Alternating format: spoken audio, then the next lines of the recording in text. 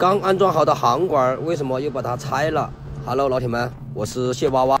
今天下午5点多钟接到东哥的电话，让我们拖着挖机来跟他干点活。本想着今天这一天就过去了，没事干，没想到天快黑的时候接了一个活。只要有活干，管他天黑不黑，我们拖着挖机就赶过来了。在拖挖机的时候，老板都说这个活时间不长，也就是1-2个小时，算个起步价，干完就结账。一听到干完就结账，那我真的是二话不说挖机就拖过来了。现在我们挖的这个位置，以前这里有个小涵洞，但是这个涵洞堵住了，然后他们上午就在这里把这个涵洞挖了之后重新安了一个比较大的航管。这个航管安好了，都打算把这个路面再硬化了，这个活也就算是结束了。但是万万没想到的是，他们在安航管的时候，周围的老百姓看了他们安航管，说这个活干得不到位，然后必须要求他们把这个航管拆了重新干。至于哪里干得不到位，我们慢慢的往下面看。我们把表面上这个多的泥巴挖完了之后，这个航管基本上都露出来了，他们就找了一个绳子，我们就把这个航管先吊起来。我们把这几根航管吊完了之后，再把这个沟清理一下。这个时候这个水泥也拉来了，我们把这个水泥先转过来。看到这里，大家应该都明白了，之前他们在安这个航管的时候，由于这个底部没有铺水泥，然后就要求他们把它拆了之后重新安装。水泥加好了之后，我们就来回的搅拌，直到把它搅拌均匀为止。混凝土搅拌好了之后，我们就在中间挖个坑，就可以加水了。这个边上刚好有一条沟，沟里面有一点水。刚开始他们人工就是一点一点的往里面倒，我就把斗伸过来，他们就直接搞到我的斗里面，这样就快很多。不要看这个水比较浑，但是他们在加水泥的时候多加了2包水泥，拌出来的这个效果看着还是可以的。混凝土拌好了之后，我们就先在这个底部先铺一层混凝土，铺好了之后，我们就开始吊这个航管了。刚开始安装这个航管的时候都没有说这个底部必须要铺一层混凝土，当已经安装好了之后才说，这也没办法，那只有把它拆了之后重新铺一层混凝土。航管安装好了之后，在这个表面上再倒一层混凝土，这样看着是不是就更加牢固了？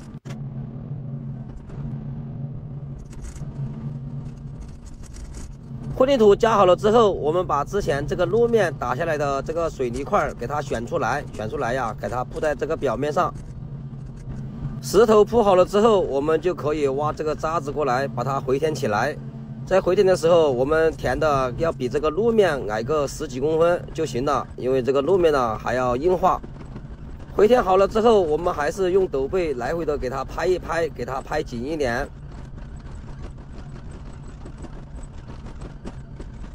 这个时候天都有点黑了，但是一转眼这个天就黑透了。这个冬天这个天真的是黑得很快。回填好了之后，他们工人边上也支了一点膜，然后我们就把这个混凝土舀到这个表面上就好了。最后还剩一点混凝土，我们挖不起来，就让他们人工给我们传到斗里面去。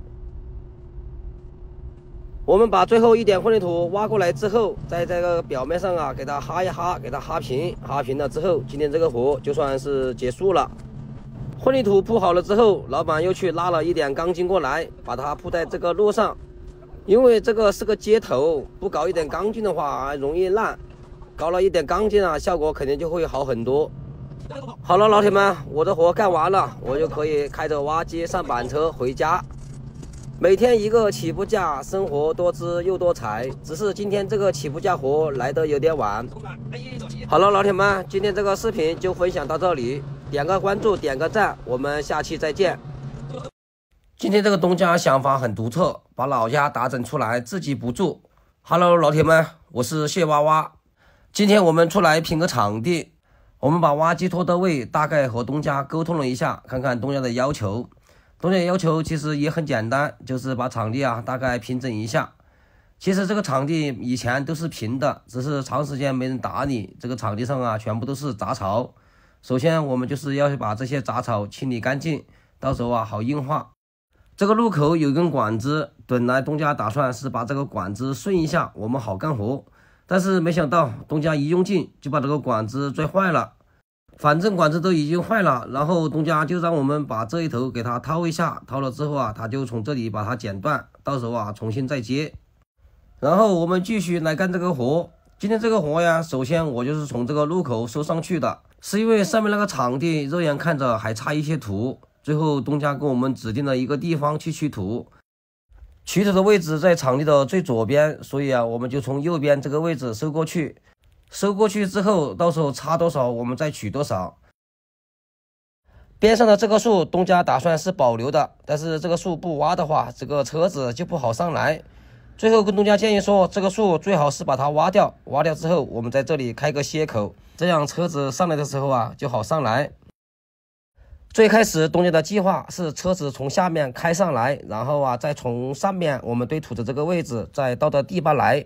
当时我就跟东家说了，你这样的话挺麻烦的，我们把这个路口开个缺口，这个车子就可以从这里直接开到地巴去了，就用不着开上去然后再倒下来。最后东家也听了我的建议，然后啊就果断把边上这个缺口开大，这样开个缺口，车子一盘子就甩上来了，这个要比东家最开始的想法要好很多。然后我们就开始收这个平面，其实这个平面呢不用下降啊，就跟以前的平度搞平就行。这个场地上啊只是有一些杂草，或者是有些地方高了一点点，我们去收其实还不好收，我们只有用斗背这样去扫，反而还效果还好一点。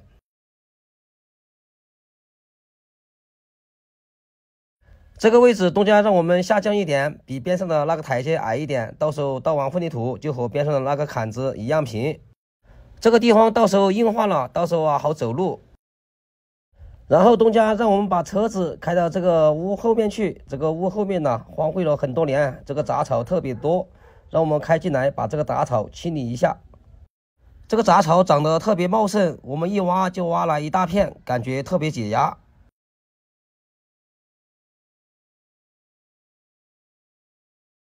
杂草清理完，然后我们再把所有的杂草全部收集在一堆，到时候东家说干掉了，一把火把它烧掉。然后我们再把挖机开到这个屋后面来，在这个后面呢挖一条排水沟。之前我们清的这个杂草，这个根部有很多泥巴堆在一堆，到时候不好烧，我们再给它掏一掏，把这个泥巴给它掏掉。然后我们又把挖机开出来，继续平这个场地。这个边上眼看还差一些泥巴来回填，然后东家最开始的打算呢是让我们在那个屋后面去取土。但是当我们把活干到这个边上的时候，我就发现了一个问题，这个边上有一排树，这个树是不会挖掉的。既然这里有树，这个位置肯定是有个发台的。然后我就去问了一下东家，这个边上是不是有个发台？东家说是的。